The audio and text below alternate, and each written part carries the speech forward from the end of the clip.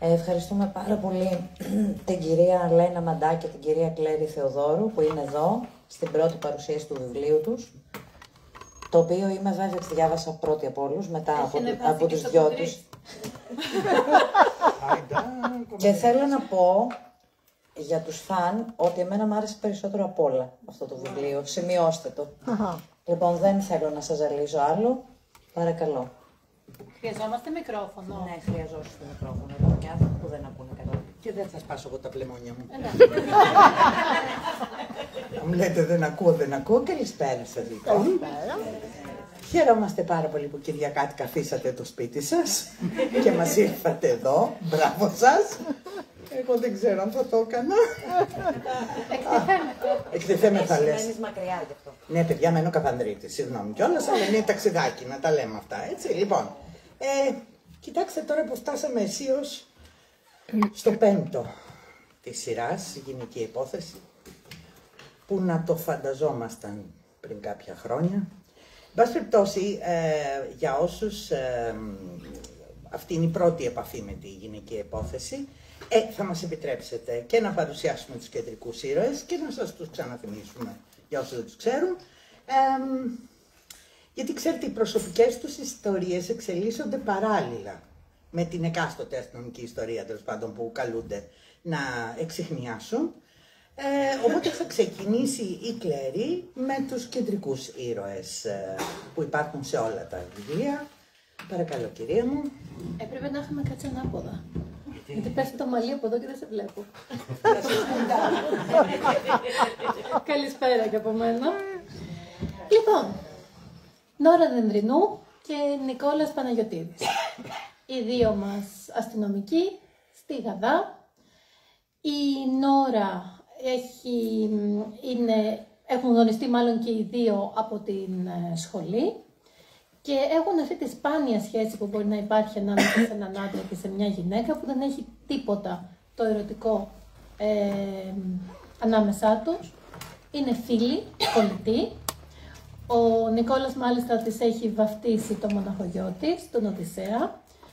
Η Νόρα έχει αποκτήσει αυτό το παιδί υπό τραγικές συνθήκες, γιατί ενώ ήταν έγκυος στο πρώτο βιβλίο, έχει χάσει τον άντρα της. Και παράλληλα ο μικρός, ο Οδυσσέας, που έχει πάρει το όνομα του πατέρα του, είναι στο φάσμα του αυτισμού. Οπότε έχει μια διπλή δυσκολία, καλείται να ανταποκριθεί σε έναν πολύ απαιτητικό ρόλο, μιας γυναίκας στο τμήμα εγκλημάτων κατά ζωής και παράλληλα μιας μητέρας που μεγαλώνει μόνη της ένα παιδί, ένα ιδιαίτερο παιδί. Η Νόρα όμως είναι αντράκι, δεν το βάζει κάτω με τίποτα. Είναι ίσως ο πρώτος χαρακτήρας που φτιάξαμε, Ναι, η Νόρα. Να κάνουμε μια μικρή παρένθεση γι' αυτό, να σας πούμε σε τι συνθήκες τη φτιάξαμε την Νόρα. Καλά, και τους υπόλοιπους βασικά. ναι. Μέσα στη θάλασσα. Ναι. Στη Τζιά. Ήμασταν έτοιμες να κάνουμε μια ωραία βουτιά. Εγώ ήμουν εντελώς ήρεμη εκείνη την ώρα και χαρούμενη που κάνουμε επιτέλους διακοπές. Και εκεί που είμαι έτοιμη να βουτήξω, μου λέει η Λένα, ξέρεις, έχω μια ιδέα. Και πού πήγε το μυαλό της? Λοιπόν, όχι. Θέλει ανάλυση αυτό το που πήγε το μυαλό μου. Είχα κλείσει να πάμε το βράδυ να φάμε. Σε καινούριο εστιατόριο, μακριά από το σπίτι. Και τα δύο αυτά στοιχεία είναι κόκκινο πανί για τη Λένα. Και το καινούριο και το μακριά. Ήξερα λοιπόν, ήμουν σίγουρη ότι θα μου φέρει αντιρρήσεις. Και το περίμενα όλη τη μέρα. Και τα λίγο σαν τον έκοτα το εσύ και ο γρίλος σου, γιατί έκανα διαλόγους από μέσα μου. Τι θα της πω. Οπότε μετά έχω μια ιδέα. Σκέφτομαι αμέσως, να το, ήρθε, τώρα θα μου πει να κάτσουμε σπίτι, να φτιάξουμε κάνα τυράκι, κάνα αυτό και να δούμε ταινία. Οπότε της λέω, έλα ρε Σιλένα, αμάν πια, είναι πάρα πολύ ωραίο το μέρος που θα πάμε, στο είπα, εγώ θα οδηγήσω, τι σε νοιάζει. Σκάσε μου λέει λίγο, έχει συνέχεια το μυαλό σου το φαΐ και άκουσα είναι. Και εκείνη την ώρα μου ρίχνει τη βόμβα με γατόνα, σκέφτομαι λέει να γράψουμε ένα βιβλίο μαζί. Εν τω μεταξύ, Εγώ για να αποφύγω κιόλας την κουβέντα όλη για το εστιατόριο που θα μου πει και θα της πω κτλ. Βουτάω κιόλας εκείνη την ώρα, αλλά προλαβαίνω να ακούσω αυτό που λέει, οπότε βουτάω με το στόμα ανοιχτό. Δεν ήταν πολύ καλό το αποτέλεσμα, δεν πήγε πολύ καλά αυτό. Τέλος πάντων, η ουσία είναι ότι βγαίνω από το νερό, λέω τι είπες. Μου λέει να γράψουμε ένα βιβλίο μαζί, το οποίο θα είναι ένα αστυνομικό, με έντονες κοινωνικές προεκτάσεις που θα τις αναλάβω εγώ. Και εκεί μέσα στο νερό, φανταστείτε, ξεκινάμε να στείλουμε τους χαρακτήρες. Καταλήγουμε κατευθείαν, ναι, κατευθείαν στο τίτλο, κατευθείαν όμως, στο γυναικεία υπόθεση, δηλαδή δεδομένο, έτσι. Και αρχίζουμε να στείλουμε τους χαρακτήρες, που η πρώτη είναι η Νόρα. Μετά, παρότι που εμείς θα σας πούμε τώρα και κάτι για τον καημένο τον Νικόλα, έρχεται η Ελπινίκη. Ο Νικόλας ήταν ο τρίτος στην παρέα που είπε: έλα μωράς, έχουμε και έναν άντρα μέσα, δεν κρίμα τώρα. Για το ξεκάρφωμα. Λοιπόν, άρα να σας πούμε και για τον Νικόλα κάποια πράγματα. Ο Νικόλας, όπως είδαμε ήδη, είναι ο κολλητός της Νόρας, το έτερο νήμιση στη Γαδά, ο πιο πιστός της φίλος και συνεργάτης, με τον οποίο έχουν και λίγο τη σχέση του σκύλου με της γάτας, δηλαδή πλακώνονται κάθε 3 και λίγο. Βρίζονται. Ναι. Και ο Νικόλας βέβαια, προχωρώντας τα βιβλία, γιατί πάντα λέμε ότι είναι ανεξάρτητα τα βιβλία, μπορεί κανείς να τα διαβάσει ανεξάρτητα, οι υποθέσεις αστυνομικές είναι τελείως ανεξάρτητες μεταξύ τους, αλλά οι ζωές των ηρώων, των κεντρικών πρωταγωνιστών, προχωρούν από το πρώτο βιβλίο, ως εδώ που έχουμε φτάσει και στη συνέχεια. Ο Νικόλας λοιπόν θα ερωτευτεί την Ελπινίκη και θα παντρευτεί την Ελπινίκη. Και πάμε λίγο στην Ελπινίκη. Η Ελπινίκη είναι ξεκάθαρα δικό μου δημιούργημα. Από την αρχή μέχρι το τέλος την κέντησα την Ελπινίκη, γιατί είχα κάτι πολύ συγκεκριμένο στο μυαλό μου. Η Ελπινίκη είναι μια κοπέλα πολύ όμορφη, πολύ εντυπωσιακή, μια Μπάρμπι, κατάξανθη. Ισορροπεί μονίμως πάνω σε 12 πόντα. Είναι μονίμως μακιγιαρισμένη στην εντέλεια. Δείχνει χαζή, αλλά δεν θες να την τζαντήσεις. Γιατί η Ελπινίκη είναι πολύ καλή στις πολεμικές τέχνες, χειρίζεται με πολύ μεγάλη άνεση στα όπλα και έχει ένα κοφτερό μυαλό το οποίο θα φανεί και φωτογραφική μνήμη. Κάτι το οποίο θα φανεί πάρα πολύ χρήσιμο καθώς εμπλέκεται στις υποθέσεις που αναλαμβάνει το δίδυμο. Γίνεται δηλαδή η τρίτη της... Είναι ιδιωτική ερευνήτρια, ναι. Εδώ λοιπόν στην πρώτη γυναικεία υπόθεση, αυτή που στήθηκε όπως σας είπαμε, μουλιασμένες, είναι ένας κατά σειροήν δολοφόνος, ο οποίος σκοτώνει γυναίκες στο παρόν, όμως αντιγράφοντας γυναικοκτονίες του παρελθόντος που όμως έμεναν ατιμόρυτες. Τώρα σκηνοθετεί άψογα τη σκηνή του εγκλήματος και ακριβώς πανομοιότυπα με τις παλιές δολοφονίες. Αλλά στη νέα σκηνή εγκλήματος αφήνει δωράκια. Αφήνει δωράκια για την αστυνομία, έξτρα στοιχεία, για να συλληφθούν πλέον οι ένοχοι αυτών των γυναικοκτονιών. Όλα τα θύματα όμως φορούν ένα κολιεδάκι που είναι πανομοιότυπο με αυτό που φοράει η Νόρα στο λαιμό της πάντα. Είναι ένα νι κλεισμένο σε ένα σπιτάκι. Από πού? Από το κουκλόσπιτο του Ήψεν. Από εκεί πήρε και το όνομα της η Νόρα εξάλλου. Λοιπόν, τώρα, εδώ είναι πρόκληση-πρόσκληση του δολοφόνου. Είναι ξεκάθαρη προς εκείνη όλο αυτό.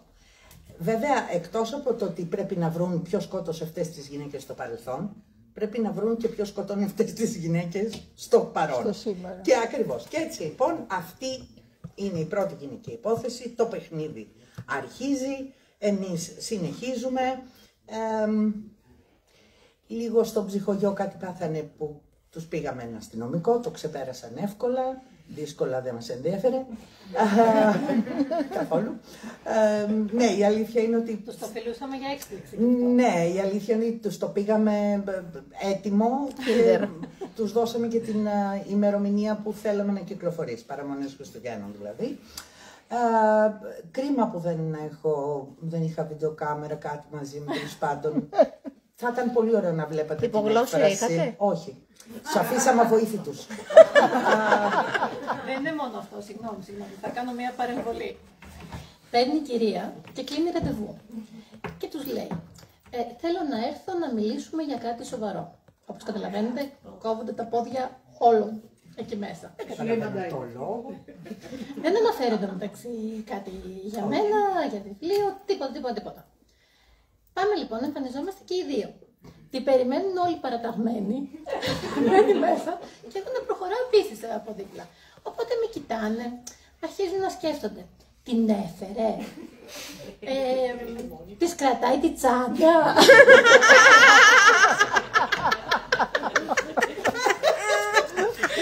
Το ωραίο είναι ότι μπαίνουμε μέσα στο γραφείο, καθόμαστε. Ο Γιώργος γελάει γιατί ξέρει τι έχουμε ετοιμάσει. Βεβαίως και ήταν ο Γιώργος. Ο Γιώργος θα έλπισε με τα καλά σου. Μετά πέθανε να γελάει ούτως ή άλλως. Εγώ λοιπόν το έχω και δεμένο, το έχουμε και τυπώσει. Έχουμε φτιάξει και το εξώφυλλο. Έχουμε φτιάξει και το εξώφυλλο. Δηλαδή το εξώφυλλο από την πρώτη γυναική υπόθεση είναι δικής μας έμπνευσης. Το βγάζω λοιπόν από την τσάντα και το πετάω πάνω στο γραφείο. Λέω αυτό για τις αρχές Δεκέμβρη. Τι κρίμα που δεν είχα τραβήξει βίντεο την έκφραση του Νίκου του ψυχογιού. Κρίμα. Θα γελάγαμε πάρα πολύ. Έμεινα άνθρωπος κεραυνοβολημένος. Του έπιασε ταβάνι, κεραμίδια, όλα μαζί. Τι είναι αυτό, λέει. Και όπως διαβάζει, είχαμε γράψει και οπισθόφυλλο, παρακαλώ. Όλο. Το διαβάζει. Δεν το τυπώνετε κιόλας, δεν τον βγάζετε τον κόπο. Αυτό λέει είναι αστυνομικό, ναι, για τέτοιο το γράψαμε. Επί 5 λεπτά δεν νομίζω ότι κατόρθωσε να συντάξει μία πρόταση. Πώς, γιατί, πώς έγινε, τι έγινε, τίποτα. Ακάθεκτες. Τελικά το βιβλίο είχε βγει Νοέμβριο, τέλος Νοεμβρίου. Και αυτή ήταν η πρώτη γυναική υπόθεση την στιγμή που εμείς ήδη ξέραμε τα φίλια πυρά. Στα φίλια πυρά λοιπόν, λίγο ξεφύγαμε. Λίγο. Τα φίλια πυρά είναι το πιο σκληρό βιβλίο της σειράς. Πολύ.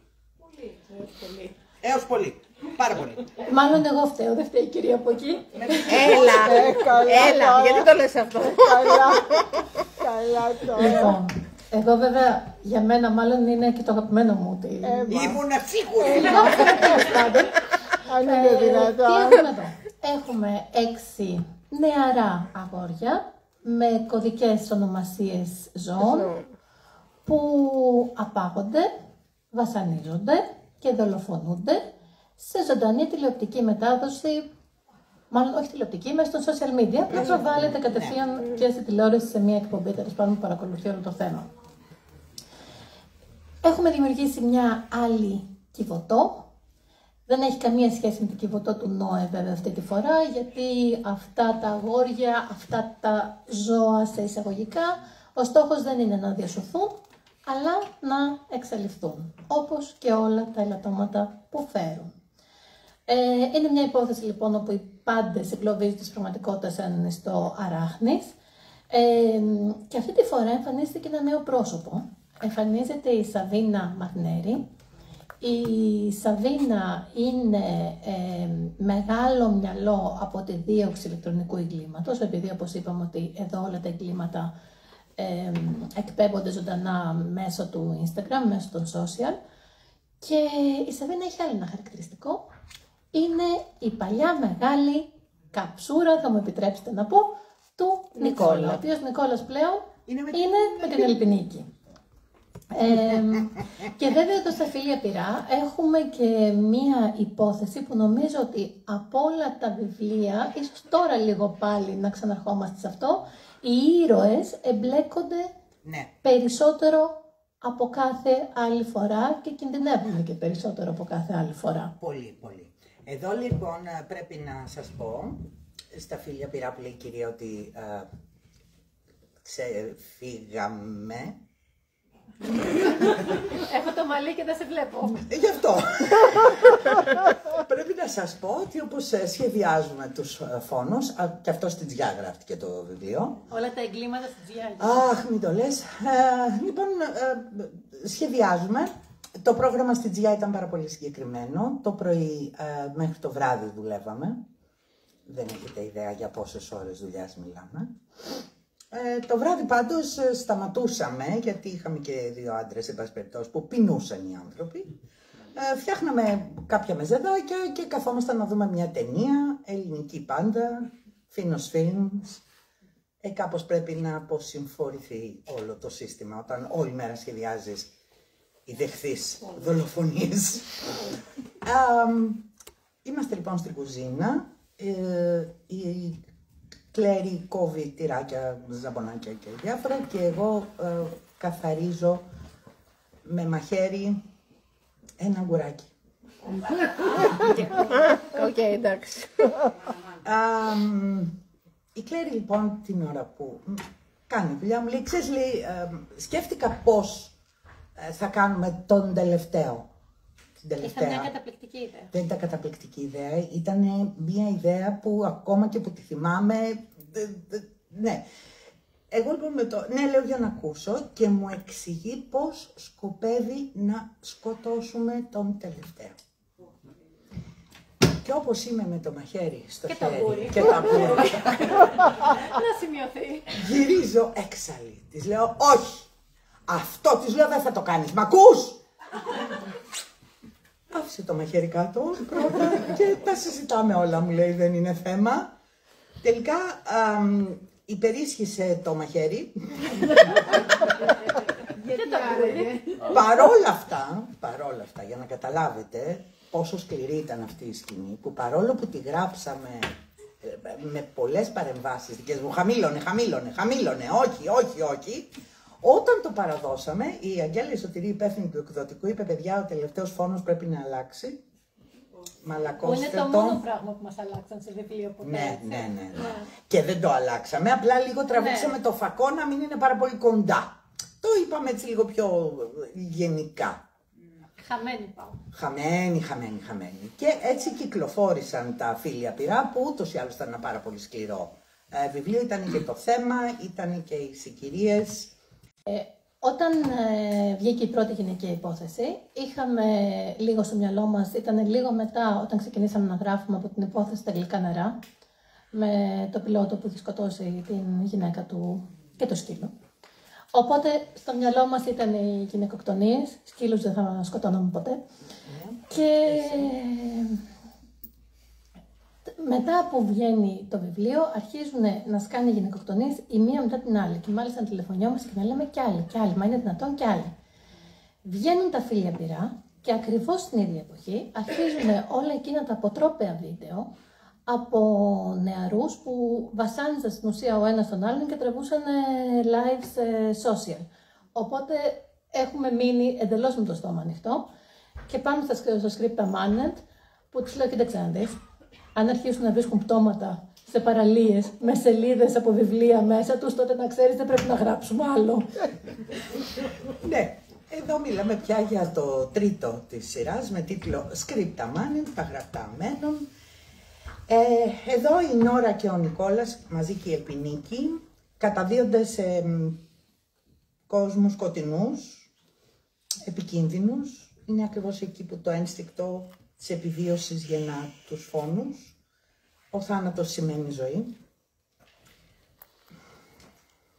Γίνεται τρόμος τελικά ο έρωτας και η αγάπη γίνεται μια φυλακή. Και παράλληλα η κλασική λογοτεχνία συναντά την παραλογοτεχνία. Λοιπόν, σε αυτά τα πτώματα που ανακαλύπτονται λείπει η καρδιά. Η καρδιά είναι τέλεια χειρουργικά αφαιρεμένη όμως και στη θέση της υπάρχει ένας... Έχουμε και μια αλλαγή του Ρολάνδου. Έρχεται νέο πρόσωπο. Σωστά. Εδώ λοιπόν ο Ρολάνδος, ο Λεγάτος, τι κάνει, φεύγει από επικεφαλής του τμήματος εγκλημάτων κατά ζωής και αναλαμβάνει διευθυντής στην Γαδά. Τη θέση του παίρνει μια γυναίκα πολύ διαφορετική από ό,τι θα περίμενε κανείς, η Αλίκη Μοσχοβίτη. Η Αλίκη είναι το άκρος αντίθετό του, δηλαδή φανταστείτε ότι ο Ρολάνδος έβγαζε τις φωνές μέσα στο κτίριο Το τμήμα εγκλημάτων κατά ζωής είναι στον 10ο όροφο και από τις φωνές του σταματούσαν τα αυτοκίνητα στην Αλεξάνδρας. Η Αλίκη μιλάει με φωνή ίσα που ακούγεται, ένας ψίθυρος. Παράλληλα όμως, αυτή η τόσο επιβλητική και αυστηρή γυναίκα έχει και μια κρυφή ζωή. Είναι μέλος ενός συγκροτήματος death metal.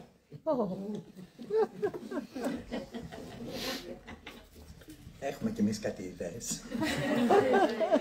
Τέλος πάντων, εν πάση περιπτώσει, σε κάποιους θυμήσαμε, σε κάποιους παρουσιάσαμε τα προηγούμενα βιβλία της σειράς Γυναικεία Υπόθεση.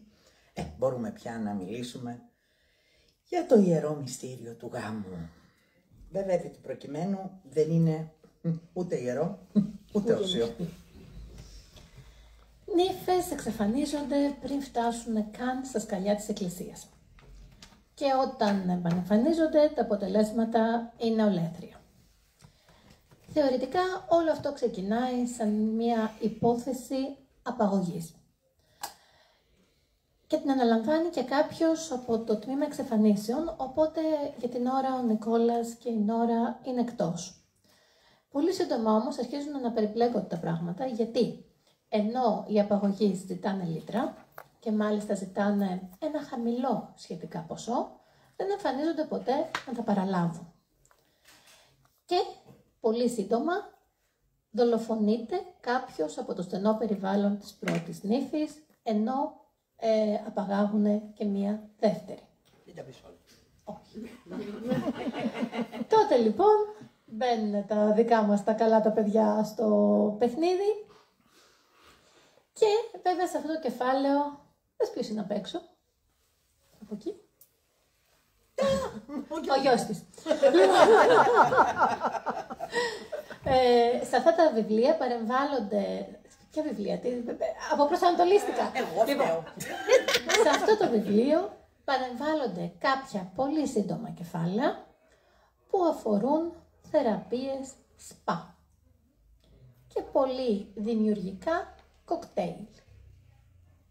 Άνω κάτω τους κάναμε. Και μου λες εσύ Είναι μετά τις να μην συνταγές έχουνε- τις δικές σου, να τις μην γνωστές. έχουν στην κεντρική παρουσίαση κοκτέιλ, αφού τα έχουμε έτοιμα τα κοκτέιλ. Ναι, η αλήθεια αυτή είναι. Ναι. Κατάλαβες. Οι συνταγές δικές μου τις αφήσεις ήσυχα. Εγώ σου λέω πρέπει να φτιάξεις βιβλίο εσύ με συνταγές, ξέρεις αυτές. Το έχω πει πολλές φορές. Τώρα θα μας επιτρέψετε να σας παρουσιάσουμε τις νύφες με τον δικό μας τρόπο, με κείμενα που γράψαμε ειδικά για τις παρουσιάσεις, δεν υπάρχουν μέσα στο βιβλίο. Βέβαια στην κεντρική παρουσίαση θα τα είχε αναλάβει ο Γιώργος ο Γεροντιδάκης, εδώ θα τα ακούσετε από εμάς. Λοιπόν, Τετάρτη 26 στον Καζά. Έχει γενέθλια η κόρη μου εκείνη τη μέρα, οπότε... και εμένα γιορτάζει ο γαμπρός μου. Θα τους πάρετε να πίνουμε κοκτέιλ. Ναι, αυτό. Αν την πείσω, θα την πάρω και θα έρθω. Ποια είσαι στα αλήθεια, άνθρωπος ή σκιά? Υπήρξες ποτέ? Η ζωή σου άρχισε με όλους τους καλούς ιονούς. Μεγάλωσες σαν πριγκίπισσα και ονειρεύτηκες να ζήσεις σαν βασίλισσα. Όχι μέσα στα πλούτη, αλλά μέσα στο μεγαλείο της αγάπης. Ήσουν πρόθυμη να κάνεις κάθε θυσία για το όνειρό σου, κι όμως κατέληξες να γίνεις θυσία στο χειρότερο εφιάλτη σου. Άλλοι αποφάσισαν για σένα. Αυτοί που χωρίς έλεος σε τοποθέτησαν σε μια γκιλοτίνα και σ' άφησαν εκεί γονατισμένοι να περιμένεις τη λεπίδα να πέσει. Μόνο που οι δήμοι της ζωής σου ήταν αποφασισμένοι να στραγγίσουν κάθε ρανίδα από το αίμα σου χωρίς την τελική, την ελεήμονα χαριστική βολή. Και εσύ, γονατισμένη πάντα στο ικρίωμα, παρακολουθούσες να κυλούν στο βρώμικο χώμα τα όνειρα μαζί με τα χρόνια της νιώτης σου και συνάμα η αγάπη που ήταν τόσο κοντά αλλά για πάντα απαγορευμένη. Ίσως γι' αυτό έβρισκες μια διαστραμμένη ανακούφιση, μια απέλπιδα λύτρωση πληγώνοντας τον εαυτό σου. Κάθε αιχμηρό αντικείμενο γινόταν όπλο εναντίον της κατάντιας σου και μαζί μια άρρωστη θεραπεία της οργής σου. Χάραζες στο κορμί σου, άφηνες κόκκινα σημάδια, άνοιγες πληγές που ο πόνος τους ούτε καν μπορούσε να εξομοιωθεί με τον πόνο της ψυχής σου. Μέχρι που αυτή η ψυχή νέκρωσε. Δεν έμεινε ήκτος για τους δήμιους, δεν έμεινε έλεος για κανέναν. Εκτός, αλήθεια, ήταν έλεος αυτό ή τιμωρία. Κάποτε υπήρξε σε ένα φωτεινό πλάσμα. Ένα πλάσμα γεμάτο από τη χαρά της ζωής. Τώρα το σκοτάδι σου κάλυψε τον κόσμο γύρω σου και το μυαλό σου, σαν σπασμένο γυαλί, έκοψε κομμάτια όποιον είχε την αφέλεια να υποκύψει στη σαγίνη σου. Ποια είσαι όμως, Αντιγόνη?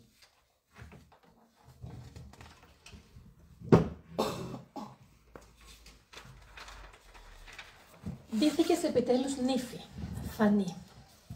Δεν με βαλεύει αυτό, συγγνώμη. Μην προσπαθήσεις να μου κρυφτείς, τα ξέρω όλα για σένα. Από τότε που ήσουν ένα μικρό κοριτσάκι και έβαζες ψεύτικα πέπλα, περπατούσες αργά και επίσημα προς το ιερό που έστεινες με τη φαντασία σου κρατώντας λουλούδια που έπαιρνες κρυφά από το βάζο στο σαλόνι. Στο παιδικό σου μυαλό δεν είχε φυσικά μορφή ο γαμπρός, αυτός προσθέθηκε αργότερα. Στο σχολείο ήσουν πάντα η καλύτερη, όχι τόσο από την επιθυμία σου για μόρφωση, όσο από την ανάγκη σου να ξεχωρίσεις και εν τέλει να διαπρέψεις. Κάπως έπρεπε να πάρεις την επιβράβευση της μητέρας σου, να γίνεις αποδεκτή. Αλήθεια, πόσο όμορφη γυναίκα ήταν η Λουίζα. Σαγηνευτική. Στο πέρασμά της τέριευαν οι επιθυμίες των ανδρών, λαμπάκιαζε η ζήλια των γυναικών και εκείνη το ήξερε και το απολάμβανε. Τη μεθούσε ο θαυμασμός, τη διασκέδαζε ο φθόνος, την έτρεφε ο ανταγωνισμός. Και εσύ διάλεξες άλλο δρόμο. Πιο γήινο, πιο προσγειωμένο. Ονειρεύτηκες μια όμορφη ζωή δίπλα στον άντρα που αγάπησες. Σε εκείνον που πήρε την άδεια θέση στο παιδικό σου παιχνίδι. Αλήθεια πίστεψες πως θα ήταν όλα τόσο εύκολα? Μπέρδεψες μέσα σου τα παραμύθια που σου διάβαζε πριν κοιμηθείς ο μπαμπά σου με την πραγματικότητα? Το αγαπημένο σου ήταν σταχτοπούτα. Αλλά πήρες μόνο όσο ήθελες να πάρεις και βολικά παρέλειψες τα εμπόδια που υψώθηκαν από την κακιά μετριά για να μην πας στο χορό. Ούτε ήθελες να θυμάσαι πώς σκευωρίες στήθηκαν μέχρι να τη βρει ο πρίγκιπας και να της φορέσει το γυάλινο γοβάκι. Βιαζόσου. Όχι μόνο να φτιάξεις το δικό σου παραμύθι, αλλά και να φτάσεις εκείνο το έζησαν αυτοί καλά και εμείς καλύτερα. Τώρα πια ξέρεις ότι δεν τελειώνουν έτσι τα παραμύθια της ζωής. Εσύ είσαι η Βασιλική. Σε ξέρω και εσένα καλά. Γνωρίζω όλες τις λάθος επιλογές που σε έφεραν μέχρι εδώ. Δεν υποστηρίζω ότι είχες την αποκλειστική ευθύνη για όσα έγιναν. Μόνη σου μεγάλωσες ουσιαστικά από τότε που χάθηκαν οι γονείς σου, παίρνοντας και την ευθύνη του αδελφού σου. Βαρύ φορτίο και το κουβάλισες με θάρρος, αλλά όχι με σύνεση. Ξέρεις, Βασιλική μου, ποιο είναι το πιο επικίνδυνο λάθος στη ζωή ενός ανθρώπου? Να κρίνει με εσφαλμένα κριτήρια όσους τον περιτριγυρίζουν.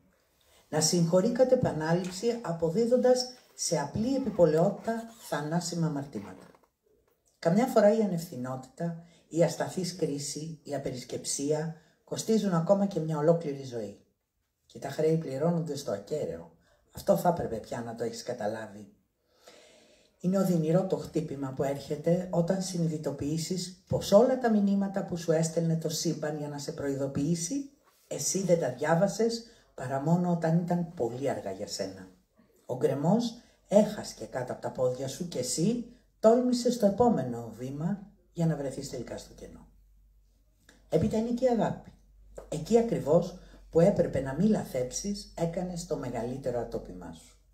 Έμεινες στο προφανές, αρνήθηκες να καταδυθείς βαθιά, να φτάσεις στα σημαντικά, στα κέρια, στην ίδια την ψυχή. Βαρύ το τίμημα που κλήθηκες να πληρώσεις. Στους 5 ανέμους σκορπίστηκες, αναζητώντας κάτι που ήταν δίπλα σου, αλλά δεν το είδες, δεν το αναγνώρισες, δεν το σεβάστηκες. Μαζί σου μπερδεύτηκα προσπαθώντας να σε κατανοήσω πλήρως. Ανάκατες βρέθηκαν στο μυαλό μου οι δικαιολογίες και τα κατηγορώ. Τη μοίρα σου πάντως δεν τη ζήλεψα. Φτάσαμε και σε σένα, Σοφία. Ωραίο το νηφικό σου. Γιατί το φόρεσες, δεν κατάλαβα. Δεν ήσουν έτοιμη, παραδέξου το. Όλα έγιναν τόσο γρήγορα, οι ανατροπές σε ξεπέρασαν και τελικά σε διέλυσαν. Δεν έδωσε τον εαυτό σου το χρόνο να κάνει ένα βήμα πίσω, να δει ολόκληρη την εικόνα, να απορρίψει, να πιστέψει, να προχωρήσει. Ένιωσες χωρίς λόγο πως ήσουν με την πλάτη στο τοίχο, με το πιστόλι στο κρόταφο, ώστε να κάνεις το επόμενο βεβαιασμένο βήμα, αντί να στραφείς πίσω και να επανεξετάσεις με ψυχραιμία όλα τα προηγούμενα που σε είχαν οδηγήσει στο αδιέξοδο. Η εμπιστοσύνη, Σοφία μου, είναι ένα σπάνιο και ευαίσθητο λουλούδι. Θέλει πολύ χρόνο για να ανθίσει και μια μόνο στιγμή για να κοπεί και να οδηγηθεί στο μαρασμό, στο θάνατο. Σε πρόδωσαν. Αλλά τελικά ποιος ήταν ο προδότης, αναλογίστηκες ποτέ? Αναζήτησες έστω και μία φορά από ποιο μένος, ποια οργή και ποια άρρωστη ανάγκη ήσουν περικυκλωμένοι? Την αλήθεια έπρεπε να ψάξεις αντί για ένα νεφικό. Το ψέμα κράτησε ψαλίδι, κουρελιάζοντας τις ακριβές δαντέλες του μαζί με την ευτυχία σου. Το ψέμα ήταν ο δυναμίτης της ζωής σου και τα συντρίμμια της είναι πολύ βαριά για να τα αντέξεις. Προβληματίζομαι με εσάς τις 4. Ξέρετε ποιο είναι το κοινό μεταξύ σας? Όλες σας, τη μία και σημαντικότερη στιγμή της ζωής σας, τότε που βρεθήκατε αντιμέτωπες με τις επιλογές σας, πήρατε το λάθος δρόμο. Τα επόμενα βήματα ήταν πια σαν από πριν καθορισμένα, σαν από πάντα προαποφασισμένα. Η πορεία σας προς την καταστροφή ξέφρενη, χωρίς διέξοδο, χωρίς σηματοδότηση, για να σας προειδοποιήσει για το επερχόμενο αναπόφευκτο τέλος. Είχατε μόνες σας παραιτηθεί από κάθε ελπίδα, κάθε σωτηρία. Και το νηφικό που φορέσατε, άδειο νηφικό. Και φυσικά, όπως είπαμε και πριν, παράλληλα με τις αστυνομικές υποθέσεις, προχωράνε και οι ζωές των ηρώων μας και εδώ, του Νικόλα, της Νόρας και της Ελπινίκης. Και σε αυτό το βιβλίο, όπως και στα Φίλια Πυρά, τελικά εμπλέκονται και λίγο περισσότερο, λίγο πιο προσωπικά. Βέβαια, δεν ξέρω αν θυμάστε στην αρχή, σας είπαμε ότι όταν ξεκινήσαμε να γράφουμε την γυναικεία υπόθεση, το πρώτο βιβλίο, σε πραγματικότητα είχαμε αρχίσει να στείλουμε στο μυαλό μας ήδη το δεύτερο. Και όταν το παραδώσαμε, είχαμε ήδη το σκελετό του δεύτερου βιβλίου έτοιμο. Κάτι αντίστοιχο συμβαίνει και τώρα. Ναι, ξέρετε, είναι περίεργο λιγάκι το πώς γράφτηκε. Θα διαβάσεις το επόμενο, είναι που πώς γράφτηκε. Εγώ θα διαβάσω το γιατί, καλή μου. Εσύ το γράφεις, λέει να γράφει δίπλα. Όχι, δεν είναι, θα σου πω, εδώ είσαι. Ορίστε κυρία μου, εδώ είσαι. Α, καλά, εντάξει, δεν πειράζει. Λοιπόν, τα έχουμε μοιράσει. Λοιπόν, ακούστε να δείτε. Αυτό το βιβλίο ξεκίνησε πιο παράδοξα από όλα τα άλλα.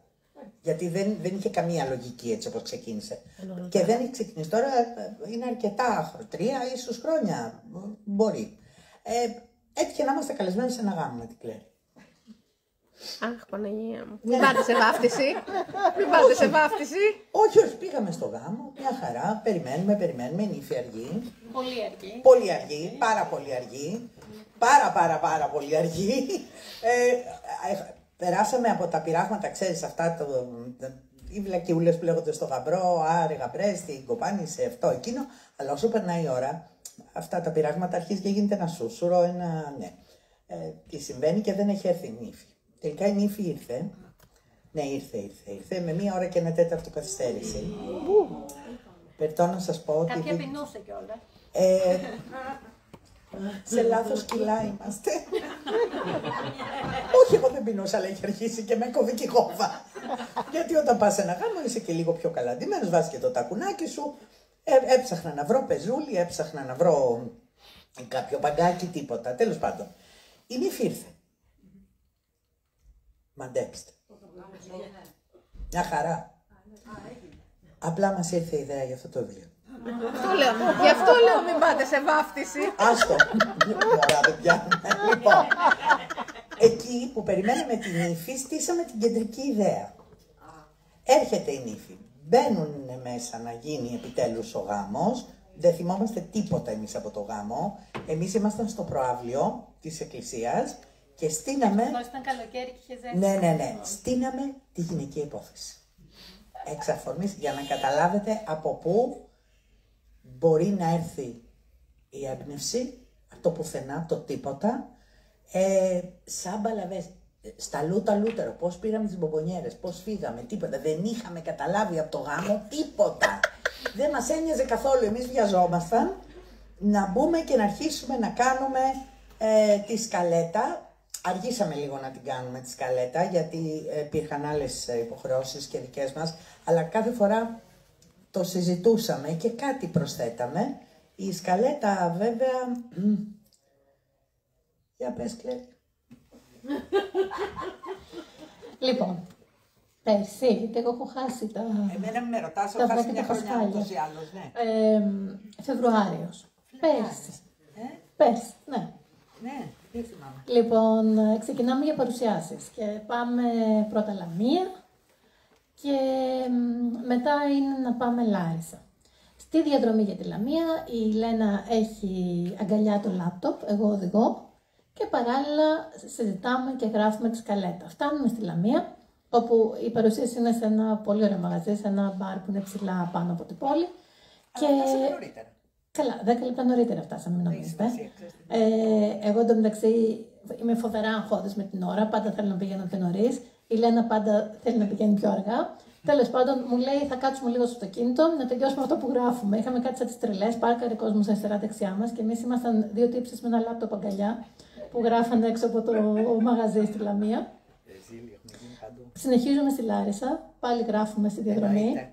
Πάμε να φύγουμε από τη Λάρισα και οι αγρότες έχουν κλείσει τους δρόμους και δεν μπορούμε να φτάσουμε στην Εθνική. Οπότε έχουμε ακολουθήσει την παράκαμψη που μας πάει μέσα από μέρη που δεν έχουμε ξαναδεί ποτέ στη ζωή μας, ούτε ξέρουμε ότι υπήρχαν. Αλλά εμείς εκεί γράφουμε τη σκαλέτα και δεν έχουμε πάρει είδηση. Και ξαφνικά κοιτάμε γύρω μας και της λέω: εσύ, είμαστε στους Σοφάδες. Που στους Σοφάδες ήμασταν το προηγούμενο Σαββατοκύριακο για παρουσίαση και έχουμε φτάσει με κάποιο περίεργο τρόπο πάλι στους Σοφάδες. Δεν θυμάμαι πώς πάλι. Ναι, είναι η μέρα της Μαρμότας, ένα πράγμα, ένα κάτι τέτοιο. Τέλος πάντων, γυρίσαμε όμως πίσω, έχοντας έτοιμο πλέον τον σκελετό μας, τη σκαλέτα μας και... Την παρουσίαση την κάνατε. Την κάναμε. Όλα τα κάνουμε. Τα κάνουμε όλα και συμφέρει. Απλά θα σου πω που είναι το πρόβλημα. Όταν εμείς πηγαίνουμε για παρουσιάσεις, εμείς παρουσιάζαμε, ας πούμε, τον Τζόκερ. Ωραία. Όταν όμως κάνεις τη σκαλέτα από το καινούριο, κάθεσαι μπροστά στον κόσμο και λες: όπα, εγώ τι παρουσιάζω τώρα, γι' αυτό τα γράφουμε. Όχι γιατί δεν ξέρουμε τι θα πούμε, αλλά για να θυμηθούμε ότι τώρα μιλάμε για το αδιολυφικό. Τι κάνουμε τώρα είναι μια άλλη ιστορία. Οπότε γι' αυτό το λόγο τα γράφουμε, για να είμαστε συγκεντρωμένες και βεβαίως, όπως πάντα, στο τέλος του βιβλίου θα βρείτε την πρώτη γεύση από τη γυναικεία υπόθεση 6. Κλέρη, θα διαβάσεις λίγο. Μάλιστα. Προσέξτε, στα πρώτα είναι πιο αναλυτική. Είναι ο πρόλογος στα πρώτα. Στα πρώτα είναι ο πρόλογος, αλλά η κυρία τι μου έκανε. Όπως γράφαμε το επόμενο, πρέπει να βασιστούμε στον πρόλογο. Εγώ κάτι ήθελα να αλλάξω όμως. Όχι, δεν γίνεται, αυτό έχει βγει. Καλά, δεν πειράζει. Ας τα αλλάξουμε αυτό. Όχι. Έχει τυπωθεί. Έχει τυπωθεί. Έχει διαβάσει κόσμο. Βεβαίως. Πολύ ωραία. Από εδώ και πέρα, ο πρόλογος θα είναι ένα τσακ. Για να μετά να το φέρνουμε όπως θέλουμε το βιβλίο και να μην με δεσμεύει εμένα ο πρόλογος. Κατάλαβες. Λοιπόν, για διάβασε το παρακάτω. Βασικά δεν είναι πρόλογος πια. Είναι ένα teaser αυτό που έχουμε εδώ έτσι σε ωραία ελληνικά. Μια χαρά με βολεύει. Το πλούτο πολύ εμείς, σαν τη δόξα ουδής. 2 χρόνια νωρίτερα. Νεαροί διάσημοι από το χώρο της showbiz αυτοκτονούν ύστερα από ένα κύμα cancel εναντίον τους. Ο τρόπος θάνατωσής τους όμως δεν πήρε την ώρα Δενδρινού και τον Νικόλα Παναγιωτίδη. Η υπόθεση τους οδηγεί σκοτεινά μονοπάτια φόβου, θανάτου και αμφισβήτησης, αλλά και σε μια μεταβαΐων και κλάδων προαγωγή μετά τη σύλληψη του ενόχου. Και μάλιστα, σε αυτό το βιβλίο τώρα στο Άδειο στην αρχή, ξεκινάμε έχοντας αυτή την προαγωγή μόλις πραγματοποιήσει, μόλις έχει γίνει. Στο σήμερα. Ο Ισοδίτης Ήμος Καραντινός, καταδικασμένος για 9 ειδεχθείς δολοφονίες νεαρών καλλιτεχνών, λύνει τη σιωπή του σε αποκλειστική τηλεοπτική συνέντευξη, όπου παραδέχεται για πρώτη φορά την ενοχή του και ζητάει συγχώρεση από τους οικείους των θυμάτων. Λίγο αργότερα βρίσκεται νεκρός στο κελί του. Έχει αυτοκτονήσει με τον ίδιο τρόπο που καταδίκασε σε θάνατο τα θύματά του. Ή μήπως όχι. Είναι ώρα Δενδρινού, ο Νικόλας Παναγιωτίδης και η Λυπηνίκη Ντόκα συνειδητοποιούν με τον άσχημο τρόπο πως τα λάθη, αν και ανθρώπινα, στο δικό τους πεδίο είναι καταστροφικά. Και πως οι παλιές υποθέσεις είναι λίγο σαν τις παλιές αγάπες. Μένουν ανοιχτές και μοραγούν.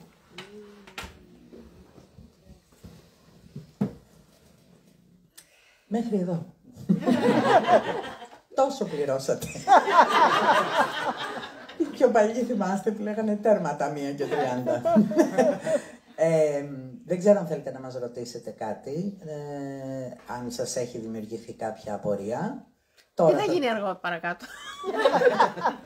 Ποιος είναι ο δολοφόνος? Ποιος είναι ο δολοφόνος? Δεν θα θέλαμε να το πω. Λοιπόν, δεν ξέρω αν θέλετε να μας ρωτήσετε κάτι. Εγώ βιάζομαι να πάω σπίτι για να το ξεκινήσω. Άιντα. Κοίτα, τι ώρα θα κοιμηθώ δεν ξέρω, γιατί εγώ είμαι συνταξιούχος. Εντάξει. Μπορεί να με πάρει και στις 3 να το τελειώσω. Ωραία Παναγία μου. Εγώ χαίρομαι γιατί σήμερα βλέπω πρόσωπα που κάποια τα έχω δει διαζώσεις, κάποια τα έχω δει όμως μόνο μέσα από την οθόνη του υπολογιστή, γιατί το Γράψε Ιστορία, αυτά τα σεμινάρια δημιουργικής γραφής που κάνουμε με τη Κλέρι, έχουν δημιουργήσει τελικά πολύ ισχυρούς δεσμούς, οπότε βλέπω διάφορα πρόσωπα εδώ που ήταν σε αυτά τα σεμινάρια. Για μένα πάντα το πρώτο θα είναι το αξεπέραστο που ήταν διαζώσεις και πέστε μου ό,τι θέλετε, Μιχάλη μου, δεν αλλά δυστυχώς πρέπει να γίνονται διαδικτυακά για να Είναι μπορεί μια να... χαρά τα διαδικτυακά. Ναι, μια χαρά είναι, αλλά εντάξει, άλλο πράγμα. Οπότε χαίρομαι πάρα πολύ για το Γράψε Ιστορία, για την ομάδα αυτή που έχει ξεκινήσει. Κάποιοι έχουν ξεκινήσει ήδη τα πρώτα τους βήματα στα εκδοτικά δρόμενα και εμείς καμαρώνουμε πάρα πολύ γι' αυτό. Έτσι, είναι τα παιδιά μας. Να ευχαριστήσω εσάς. Πες και εσύ κάτι. Την Ιωάννα μας, την καρδιά, όχι μόνο του βιβλιοπωλείου Μόνογραμ εδώ πέρα που βρισκόμαστε τόσο συχνά για τόσο ωραία πράγματα, αλλά και όλου του φεστιβάλ Άγκαθα και του ανθρώπου που πραγματικά κάνει τα πάντα για την αστυνομική λογοτεχνία και όχι μόνο, και που έχω τη τιμή να λέω ότι είναι φίλη, πέρα από συνεργάτης και από οτιδήποτε άλλο, και τις εκδόσεις Ψυχογιός, που δεν μας τίμησαν με την παρουσία τους απόψε, αλλά παρόλα αυτά, χωρίς αυτές δεν θα ήμασταν εδώ, οπότε ευχαριστούμε πολύ. Κοίτα να δεις τώρα, ευχαριστούμε τις εκδόσεις Ψυχογιός, θα έπρεπε να μας ευχαριστούν και εμάς για το ωραιότατο κεφαλικό που χαρίσαμε. Ναι, να πούμε βέβαια ότι από τότε και μετά όλα μας ρωτάνε πότε θα είναι το επόμενο, πότε θα είναι το επόμενο, πότε θα είναι το επόμενο. Αυτό είναι επικό, γιατί όταν ξεκινήσαμε εμείς δεν είπαμε ότι ξέρετε θα είναι μια ολόκληρη σειρά βιβλίων. Οπότε όταν βγήκε και το δεύτερο, μετά είναι... Άρχισε. Το επόμενο κανονικά θα παραδοθεί. Το γράφετε, το γράψαμε. Η σύμπραξη με την Κλέρι δεν θα μπορούσε να πραγματοποιηθεί ποτέ αν δεν ήμασταν ισότιμες και ισοδύναμες. Και αυτό έχει να κάνει τόσο με τη φαντασία και των δύο που καλπάζει, όποτε συναντιόμαστε ενίοτε και ξεπερνάμε τους εαυτούς μας, αλλά έχει να κάνει και με την ικανότητά μας να γράφουμε γρήγορα. Όσοι έχουν ασχοληθεί με το βιβλίο ξέρουν ότι οι συγγραφείς μετράμε όχι με σελίδες αλλά με λέξεις. Άρα λοιπόν, εάν ο ένας συγγραφέας γράφει 3.000 λέξεις την ημέρα και άλλος γράφει 500, δεν μπορούν να συμπάρξουν. Με την Κλέρι το κακό είναι ότι πέφτουμε πάντα σε μία περιδίνηση, για να μην πω τρελοκομείο, όπου μπορεί να γράφουμε και οι δύο, λέμε να γράψουμε 3.000 λέξεις κάθε μία. Ναι, τελικά βρισκόμαστε να γράφουμε από 4.000 λέξεις κάθε μία. Επίσης υπάρχουν κάποια κεφάλαια τα οποία έχουν γραφτεί με έναν τελείως παρανοϊκό τρόπο. Νομίζω ότι είναι πάρα πολύ δύσκολο να συμβεί αυτό. Το να γράφει μία στον υπολογιστή, η άλλη να υπαγορεύει και αυτή η οποία γράφει να κάνει, σταμάτα, να προσθέτει, να αλλάζει και να συνεχίζει. Αυτή την παράνοια ζούμε κάθε φορά που γράφουμε μαζί, δεν την αλλάζουμε με τίποτα και γι' αυτό και συνεχίζουμε. Να ευχαριστήσω λοιπόν και εγώ με τη σειρά μου το Monogram και την Ιωάννα που μας κάλεσε. Να ευχαριστήσω εσάς που Κυριακάτικα αφήσατε το σπιτάκι σας και ήρθατε εδώ. Τι άλλο να πούμε. Κυρία. Και παρακαλώ. Λοιπόν, είχα 2 ερωτήσεις, τη μία μου την απαντήσατε. Για το θέμα της συγγραφής. Αυτό που θέλω να ρωτήσω είναι πώς σκέφτεστε το μέλλον αυτής της σειράς, δηλαδή μέχρι πού νομίζετε ότι θα το φτάσετε. και επειδή σας ξέρω αρκετά καλά και τις 2, αν έχετε σκεφτεί το επόμενο πλάνο. Βαλτίνε. Και μου είπες να μην πούμε τίποτα. Ναι, το είπα. Εγώ δεν ξέρω. Πες το ότι δεν ξέρω τίποτα. Δεν ξέρει τίποτα. Φαίνεται από τον τρόπο, λοιπόν ακούστε να δείτε. Ένα από τα πράγματα το οποίο συμβαίνει με την Κλέρι εδώ και πάρα πολλά χρόνια και μάλιστα από το πρώτο βιβλίο που ξεκινήσαμε, εκεί το εντοπίσαμε, είναι ότι πάρα πολύ συχνά η μία κατοικοεδρεύει στο κεφάλι της άλλης. Αυτό στη συγγραφή είναι πάρα πολύ βολικό, μας συμβαίνει όμως και στην προσωπική μας ζωή και πάντα η αγαπημένη μας ατάκα είναι κοπελιά βγες από το κεφάλι μου, δεν γράφουμε τώρα. Πότε το λέει η μία, πότε το λέει η άλλη. Εδώ και καιρό λοιπόν με την Κλέρι η κάθε μία από μόνη της είχε κάνει το πλάνο, αλλά κάπου Δεν το είχαμε συζητήσει. δεν το είχαμε συζητήσει. Έχουμε πάει λοιπόν μαζί κομμωτήριο, γιατί και αυτό το κάνουμε μαζί. Μην πηγαίνει χρόνος χαμένος με την βαφή στο Έχουμε κεφάλι. το λάπτοπ και στο κομμωτήριο. Εννοείται. Μετά λοιπόν από εκεί πάμε να πιούμε έναν καφέ. Και της λέω, Κλέρι, θέλω να σου πω κάτι. Θεωρώ ότι η γυναικεία υπόθεση τείνει να κλείσει τον κύκλο της. Και μου λέει, το ίδιο ήθελα να σου πω. Είναι πάρα πολύ ωραίο και ξεκούραστο να βρίσκει το ένα στο μυαλό του άλλου. Απλά επειδή δεν μπορώ να το πω πιο... Θα το πω έτσι, επειδή το γουστάρουμε αυτό που κάνουμε. Η γυναική υπόθεση στο 6, δηλαδή το επόμενο θα είναι το τελευταίο. Όχι η συνεργασία μας. Να τους πω ποιο είναι το πρόβλημα το μεγάλο Θα τώρα. βγει η αντρική υπόθεση μετά.